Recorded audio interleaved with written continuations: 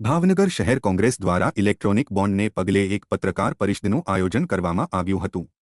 કોંગ્રેસે ઇલેક્ટ્રોન બોન્ડને લઈને ભાજપ સામે પ્રહારો કર્યા છે।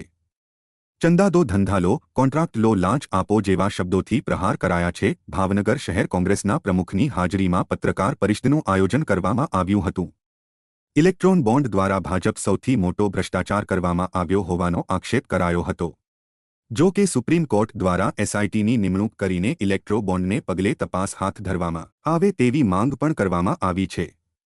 આ સાથે અન્ય મુદ્દાઓને લઈને પણ કોંગ્રેસે પ્રહારો કર્યા હતા।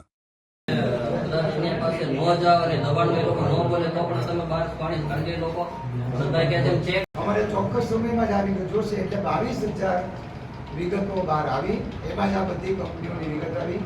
તમે સદી ક્ષતિ તો ન કહેવાય પણ ઇરાદાપૂર્વકની ચીજ વસ્તુઓ મૂકવામાં આયોજન કરવામાં આવેલું કે જેને કારણે ભારતીય જનતા પક્ષને સીધો જ આર્થિક ગેરલાભ લેવાના રસ્તાઓ ખુલ્લા થઈ જાય। 17માં કેન્દ્ર સરકારે ઇલેક્ટરલ બોન્ડ, ચૂંટણી બોન્ડ નામની એક યોજના બહાર પાડી। આ યોજના મુજબ જો કોઈ કંપની, કોર્પોરેટ સેક્ટર કોઈ રાજકીય પક્ષને દાન આપવા માગતી હોય તો સ્ટેટ બેંક ઓફ ઇન્ડિયામાંથી બોન્ડ પરચેસ કરી અને જે તે બોન્ડ રાજકીય પક્ષમાં જમા કરી અને પોતાનું દાન આપી શકે તેવી યોજના જાહેર કરેલી।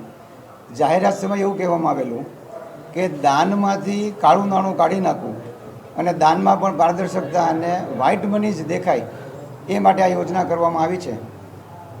સમયાંતરે ખબર પડી કે યોજનામાં સરકારનો હેતુ જ કંઈક ખરાબ છે અને ભારતીય જનતા પક્ષના લાભાર્થી આખી યોજના કરવામાં આવી હોય તેવું ધ્યાનમાં આવતા નામદાર સુપ્રીમ કોર્ટ સમક્ષ એક પિટિશન દાખલ થઈ।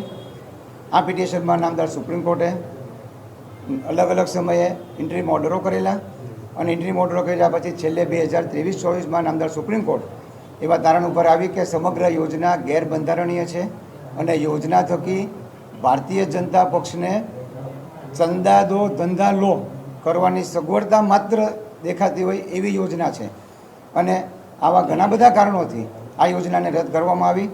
કોંગ્રેસ પક્ષ દ્વારા આ યોજના, એની પાછળનો હેતુ, ભારતીય જનતા પક્ષનો ઈરાદો અને આ યોજના મારફત બીજા પક્ષોને ખતમ કરી નાખવા એ જે એનો બદ ઈરાદો હતો એ બહાર લાવવા માટે કોંગ્રેસ પક્ષે આજે આખા રાજ્યમાં દરેક જગ્યાએ પ્રેસ કોન્ફરન્સ કરી અને નામદાર સુપ્રીમ કોર્ટના જજમેન્ટ અને યોજના બાબતે ચંદા દો ધંધા લોની જે નીતિ છે સરકારની એ બાબતે જાહેરાત કરવા આજે આ પ્રેસ કોન્ફરન્સનું આયોજન કરેલ છે।